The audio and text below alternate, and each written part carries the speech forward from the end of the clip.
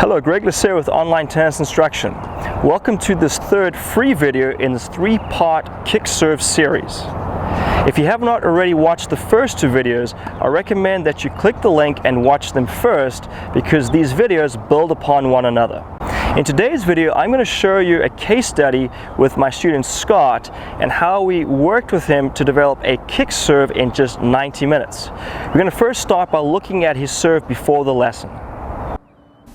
Let's begin by showing you the remarkable improvements which Scott was able to make.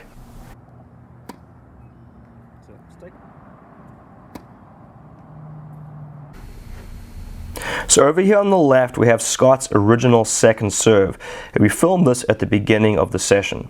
On the right hand side, this was filmed towards the end of the session to demonstrate Scott's improvement. Now if we move this along, you'll notice two key differences here. And you'll see how Scott has an open racket face where his strings are pointing towards the sky, where on the right hand side, Scott now has the edge of the racket pointing upwards. Now if we see how Scott swings up to contact, on the left hand side he's swinging with an open racket face, meaning the strings are pointing straight ahead, making it impossible for him to hit a kick serve this way. Now if we look to the right, see how Scott is now leading with the edge and he's swinging from left to right up to contact. This is going to allow him to generate the spin he needs to hit that kick serve, and he's going to finish out towards the side fence, again developing that left to right swing path. Here today I have Scott with me, so welcome Scott. And Scott and I have been working on his first serve, and today we're going to start to work on his second serve. So we're going to work on a more of a kick or a topspin second serve. So I'd like to thank Scott for coming out. Thank you. And we're going to start first, we're going to film Scott's serve, and then we're going to get to work. So we always film at the beginning of each session, and then we'll go and analyze the film. Now let's take a closer look at Scott's second serve, and you'll see how he's going to swing up to contact with an open racket face, meaning the strings are going to face forward. This is going to cause the ball to float and give his opponent a chance to step up and be aggressive. So in order for Scott to develop a kick serve, he needs to first learn how to lead with the edge of the racket up to contact so you can generate the spin needed. Some progressions I like to do is, you want to hit the ball with the edge of the racket. So you can just start like that. So just bounce the ball down on the court, right, hitting with the edge. That's it. Good. And I find that players, it's a lot easier to control the racket when you choke up. Okay. Now I'm going to have you start, and we call this the racket drop position. That's where the racket tip points all the way down. It's aligned with the right side of my body. You can toss the ball up and you can hit it with the edge of your frame.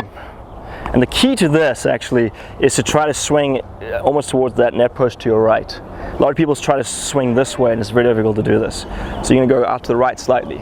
Just try and hit with the edge. So why don't you try a couple of those, Scott? Right, choked up on the racket. Choke up on the racket, yeah. So start, yeah, in the racket drop, yeah. And you want to swing almost along this line. And you find it so much easier to hit the ball with the edge. That's it. That's it. And you want to make sure you're hitting up. Okay. You can see how you kind of starting to swing down on that. Yeah. So let me show you another one. Yeah. So almost like I'm thinking that I'm hitting the ball like this rather than, see the difference? I'm coming up. See where my racket's finishing up that way. Okay, now you can actually put your racket down. And this is a Vic Braden drill where you take your hand like this, you put your other hand out in this position, and think of a karate chop, and the last second high five. Yeah, so you're making that. And that's where the pronation takes place. So I'm coming up on edge and then I pronate. That's it.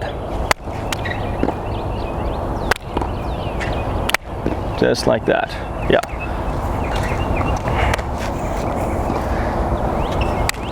That's it. So you're going to come up on edge here, high five it, and then I want you to turn the racket over and then finish where the strings face your knee. See how the butt cap's pointing up? Right, but we're kind of segmenting it right now. So I'm going up on edge, tap there, and then finish. All right. Let's see here. So it's the same drill. The racket drop. Yep. Up on edge. High Tap. five for the last second. Turn out. Yes, perfect, perfect. Yes. And now with the ball. Now with the ball.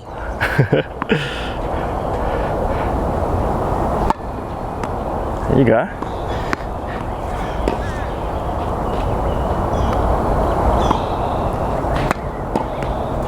So you can hear the different sound when you get in the spin. I can hear it. Yeah. Ringing against the strings. Yeah. So you're going to come up on here. This there is going to give you the spin. Ball's gone, and then we make this. And finish on this side over here. Yeah, yeah. Oh yes, you put it all together. So as you can see, Scott's working on leading with the edge of the racket up to contact. So once he started to get that fundamental element down, we then started to incorporate the left to right swing path, which we talked about in the first two videos. So now we're going to progress the drills so that not only is he leading with the edge up to contact, but he's also swinging from left to right. So let's take a look at that. I'm going to show you this sort of as without the ball, and you do everything the same, and just to illustrate it to you, I can actually finish behind my back. I don't recommend doing too many of these because this can hurt your shoulder. So those of you watching, very careful if you are going to do this. So I only recommend doing shadow swings, right? But I'm going to show you. I can go here, do the same drill, finishing behind my back. That's going to force the swing path to go out that way, to the outside. So I'm swinging more from left to right, up and out, right? So watch again here. So I'm still coming up on edge. So what I want you to do is just do a few shadow swings with that. You step into this position, and you're going to swing. Think of you facing that way. You're going to swing with the edge of the racket from left to right, and then you want to finish out here, and then just kind of relax behind your back. Yeah. You didn't feel any tension in your shoulder? Okay, good. That's it. All right. So now let's try with the ball. I'm going to have you just kind of stop right here. So you're not going behind you. But a lot of people, when they don't stop, they kind of keep going into the court. So I'm going to start here, the edge. So here, stopping here. There you go, there you go. And it's important that your body will match that. So you want to be a little more, your chest should be facing me. Makes it a lot easier, yeah. Because if you towards like this way. 45 degrees. Yeah, because if your chest opens, now it's counteractive because I'm going that way and I want to swing this way. Right. So it's going to pull the racket around and you end up hitting more of a slice. All right, so do another shadow there. Starting from the racket drop. Yeah, yeah. That's it. Stopping. Yes. Here. Yeah, that's it. So let's try it for the ball. There you go. Good.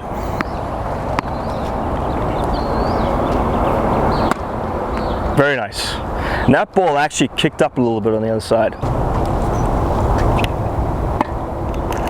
That's it. Let's try and get that tossed a little bit closer to you.